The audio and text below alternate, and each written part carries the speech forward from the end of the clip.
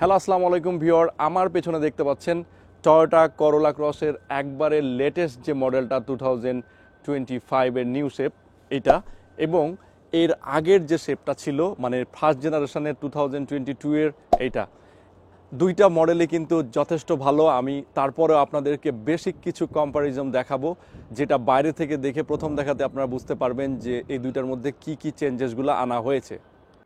আমরা প্রথম দেখাতেই যে চেঞ্জেসটা পাবো সেটা হচ্ছে ফ্রন্ট বাম্পারের গ্রিল। ফ্রন্ট বাম্পারের যে গ্রিল, এইখানে বড় একটা চেঞ্জেস আনা হয়েছে। সে 2025 সালে 2025 এর ফ্রন্ট বাম্পারের গ্রিল। আর এদিকে আমরা দেখতে পাচ্ছি 2022 মানে ওল্ড শেপের ফ্রন্ট বাম্পারের গ্রিল। প্রথমেই আপনার চোখে পড়বে এই গ্রিলের চেঞ্জেসটা। এরপরে দেখেন গ্রিলের ঠিক ওপর দিকে হেডলাইট দুইটার মধ্যে ব্যাপক চেঞ্জেস তারা আনছে। আপনারা যদি দেখেন নতুন শেপে তাহলে দেখবেন যে এটা এক্স্যাক্টলি মানে অনেকটাই টয়োটা হ্যারিয়ারের মতো করে ফেলেছে, অর্থাৎ তারা দুইটা লাইটের সাথে মাঝখানে আরেকটি এখানে লাইট রেখেছে। আর আগের যদি মডেলটা দেখেন তাহলে হচ্ছে তাদের এখানে কিন্তু কোনো দুইটা লাইটের সাথে জয়েন্ট করা কোনো লাইট ছিল না। এরপরে লগোতে যদি আসি তাহলে নতুন গাড়ির নিউ মডেলের লগোটা এইরকম এবং পুরানা মডেলের লগোটা এইরকম, অর্থাৎ লগোর মধ্যে কোনো চেঞ্জেস আসেনি। বাট এখানে দেখবেন যে তারা ব্ল্যাকের সাথে ব্লুর একটা কম্বিনেশন রেখেছিল, যেটা নতুন মডেলটাতে নাই। বলে রাখা ভালো, আমার কাছে কিন্তু আগের যে লোগোটা ওই লোগোটাই বেশি ভাল লাগছে। নতুন লোগোর স্টাইলটা অনেকটা ইলেকট্রিক কারের মতো। এরপরে আসুন রিমস। এটা হচ্ছে নতুন মডেলের এটা হচ্ছে 2025 সালের রিম। এখানে দেখতে পাচ্ছি 2022 সালের রিমসটা এইরকম এবং 25 সালের যেটা রিমস সেটা এইরকম। আপনারা যদি দুইটা একসাথে দেখেন তাহলে বুঝতে পারবেন। এখানে this one is 2025, this one is 2022, so these are the basic changes. পরে আমরা যদি ব্যাক পার্টে আসি তাহলে দেখবো পাচ্ছেন যে লগোতে ভালো চেঞ্জ আনা হয়েছে। সেটা হচ্ছে এখানে জাস্ট লগোটা ওই হোয়াইট কালারে এই করলা ক্রস লেখা, এবং এখানে লগোতে জাস্ট নর্মাল লগো, কোনো ব্লু কালারের শেপ না। এটাতে আপনারা দেখতে পারবেন যে করলা ক্রস লেখাটা ছিল এইখানে বাম দিকে সিলভার কালারের, এবং এইখানে ব্লু কালারের সাথে ব্ল্যাক কালারের একটা কম্বিনেশন দিয়ে এই লগোটা ছিল। আর যদি পিছনের ব্যাক বাম্পারের কথা বলেন তাহলে এগুলো তো নিজেও মডিফাই করা যায়, বাট আমি জানি না, আগের এই যে এই হালকা গোল্ডেন কালারের যে কম্বিনেশনটা ছিল এটা আমার কাছে বেশি ভালো লাগছে এটার চেয়ে।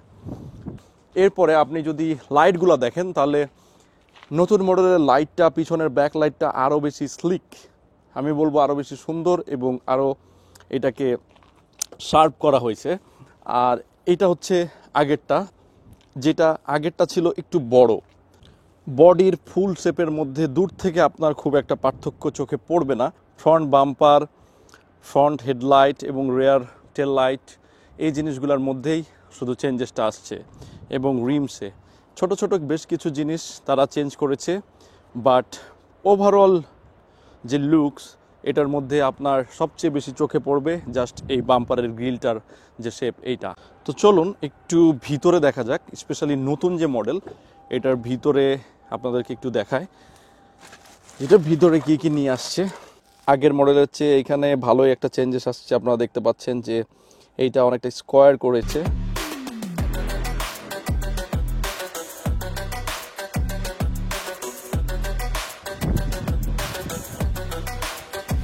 কোনটা ভালো কোনটা খারাপ এইটার চেয়ে আমি বলবো যে এইটাও কিন্তু লেটেস্ট, জাস্ট 4-5 বছর আগেই বের হয়েছে, আর এইটা একবারে লেটেস্ট, মানে 3-4 বছর পর পর তো ওরা একটা নতুন শেপ আনে যে কোনো মডেলের। সো এইটা এখন ফার্স্ট জেনারেশন বলতে পারেন, আর এটা হচ্ছে সেকেন্ড জেনারেশন। বাট আমার কাছে দুইটাই স্টিল ভালো লাগে, বিকজ এইটার লুকটাও কিন্তু খুব ভালো, এবং নতুন যত কারগুলা বানাচ্ছে এগুলো কিন্তু একটু ইলেকট্রিক ভেহিকলগুলোর মতো হয়ে যাচ্ছে, অর্থাৎ এটা কিন্তু ইলেকট্রিক কারের মতো দেখতে অনেকটা শেপটা আগেরটার চেয়ে। দুইটার প্রাইসেও কিন্তু ব্যাপক চেঞ্জেস আসবে, বিকজ যেটা আগের এটা আপনারা একটু কমে পাবেন, যেটা নতুন মডেল এইটার ডিউটি এখনও অনেক বেশি, এবং জাপান সাইডে বাইং প্রাইসও কিন্তু অনেক বেশি। সো ওভারঅল মিলিয়ে কিন্তু নতুন শেপেরটার দাম বেশি হবে আর পুরান শেপেরটার দাম কম হবে। যাদের একবারে স্পেশাল কোনো রিজন নাই তাদের নতুন শেপের চেয়ে পুরানা শেপটা নেওয়াটাই ভালো হবে, মানে আমি রিকমেন্ড করি, বিকজ পুরানা শেপটাও যথেষ্ট বেটার এবং ভিতরেও বাইরে সব কিছু মিলিয়ে আহামরি কোনো চেঞ্জেস আসেনি, জাস্ট ফ্রন্টের দিকে লুকসে কিছু চেঞ্জ আসছে।